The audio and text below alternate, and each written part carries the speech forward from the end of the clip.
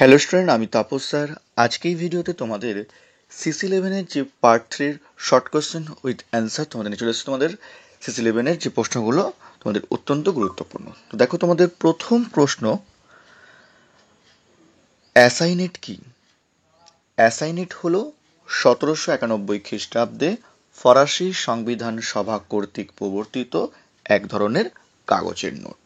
Next, Robespierre কে ছিলেন? Robespierre ছিলেন ফ্রান্সের উগ্র বামপন্থী জ্যাকোবিন দলের অন্যতম নেতা এবং সন্ত্রাসের শাসনের প্রধান পরিচালক। ঠিক আছে, এটা এখনো পার্ট 1 পার্ট 2 দেখোনি, তো এই ভিডিওর ডেসক্রিপশন বক্সে আমি পার্ট 1 আর পার্ট 2 শর্ট কোশ্চেন উইথ অ্যান্সারে তোমাদের আমি লিঙ্ক দিয়ে দেবো, তোমরা পারলে দেখে নিও। আর পার্ট 1-এ তোমাদের কিন্তু বিগত বছরের যে প্রশ্নপত্র তোমাদের ছিল তারই ছোট প্রশ্নের উত্তর আমার কিন্তু করে দেওয়া আছে। ঠিক আছে, আর যারা এখনো চ্যানেলটিকে সাবস্ক্রাইব করোনি, প্লিজ তোমার চ্যানেলটিকে সাবস্ক্রাইব করে রাখো এরকম ভিডিও সবার আগে পাওয়ার জন্য। ঠিক আছে, নেক্সট দেখো তোমাদের পরের প্রশ্ন, ফ্রান্সে প্রথম প্রজাতন্ত্র কবে প্রতিষ্ঠিত হয়? 1792 খ্রিস্টাব্দে। নেক্সট, ফরাসি বিপ্লবে অংশগ্রহণকারী একজন মহিলার নাম লেখো। মাদাম রোলা। নেক্সট, ব্যক্তি ও নাগরিকের অধিকার ঘোষণা কবে হয়? 1789 খ্রিস্টাব্দে 26শে আগস্ট। তারপর, মিরাবো কে ছিলেন? ফরাসি বিপ্লবের যুগের একজন নেতা এবং সাংবিধানিক রাজতন্ত্রের সমর্থক। ভারতের কোন শাসক জ্যাকোবিন ক্লাবের সদস্য ছিলেন? টিপু সুলতান। পাদুয়ার ঘোষণা কে করেন? অস্ট্রিয়ার রাজা লিওপোল্ড। কেমন? তারপর, লাল সন্ত্রাসের নেতা কে ছিলেন? Robespierre. Friend of the people পত্রিকার সম্পাদক কে ছিলেন? তো উত্তর হচ্ছে জা পল ম্যারাট। সেপ্টেম্বর হত্যাকাণ্ড হয়েছিল কবে? 1792 খ্রিস্টাব্দে। তারপর, প্যারি কমিউনে নেতৃত্ব দিয়েছিলেন কে? লাফায়েত। তারপর, নীল নদের যুদ্ধ কবে কাদের মধ্যে হয়? 1798 খ্রিস্টাব্দে ফ্রান্স ও ইংল্যান্ডের মধ্যে কিন্তু এই নীল নদের যুদ্ধ কিন্তু হয়েছিল। তারপর, তালির কে ছিলেন? ফরাসি বিপ্লবের সময় একজন উল্লেখযোগ্য নেতা ছিলেন তালির। কবি কাদের মধ্যে ক্যাম্পো ফার্মিও সন্ধি স্বাক্ষরিত হয়? ভেরি ভেরি ইম্পর্টেন্ট প্রশ্ন। 1797 খ্রিস্টাব্দে ফ্রান্স ও অস্ট্রিয়ার মধ্যে। দ্বিতীয় জাস্টিনিয়ান নামে কে পরিচিত? নেপোলিয়ান। তারপর, কনকর্ডাট কবে কাদের মধ্যে স্বাক্ষরিত হয়? 1801 খ্রিস্টাব্দে ফরাসি সম্রাট নেপোলিয়নের সঙ্গে পোপ সপ্তম পায়াসের। ঠিক আছে, এটা ভেরি ভেরি ইম্পর্টেন্ট প্রশ্ন। আর যদি ভিডিওটি ভালো লাগে অবশ্যই একটা লাইক করে তোমরা, আর তোমরা কোন ধরনের ভিডিও চাইছো অবশ্যই তোমরা কিন্তু আমাকে কমেন্ট করে জানিও। কেমন?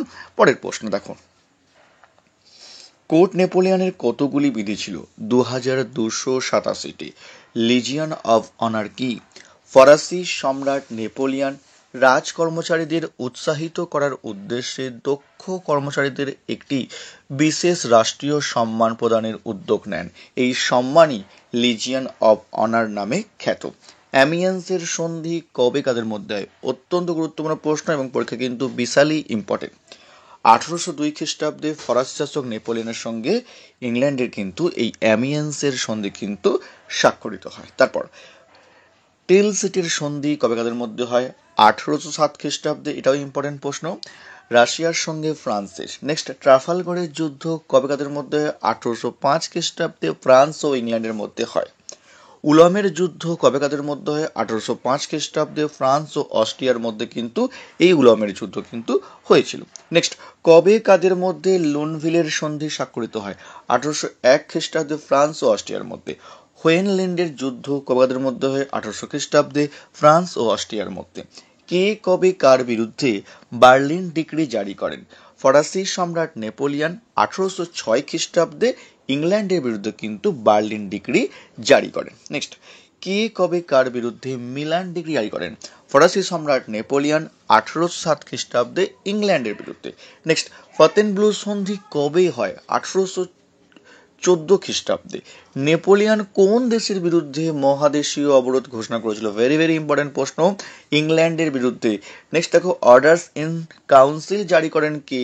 ইংল্যান্ড। তো এই ছিল তোমাদের সিসি 11-এর পার্ট 3-র শর্ট কোশ্চেন উইথ অ্যান্সার আমি তোমাদের কিন্তু খুব তাড়াতাড়ি তোমাদের পার্ট 4 অর্থাৎ এভাবেই তোমাদের কিন্তু সিলেবাসে তোমাদের কিন্তু কভার করতে থাকবে এবং তোমরা কিন্তু পারলে এগুলো তোমরা এখন থেকে তোমরা কিন্তু রেডি করে নাও, কারণ তোমাদের কিন্তু পরীক্ষার আর বেশি দিন বাকি নেই।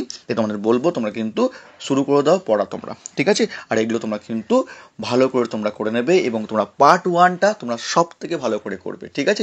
যেহেতু বিগতের বছরের মানে প্রশ্ন উত্তর আছে ওখানে, সেহেতু সেখানে তোমাদের কিন্তু প্রায় 50% প্রশ্ন কিন্তু তোমাদের ওখান থেকেই আসবে, কেমন?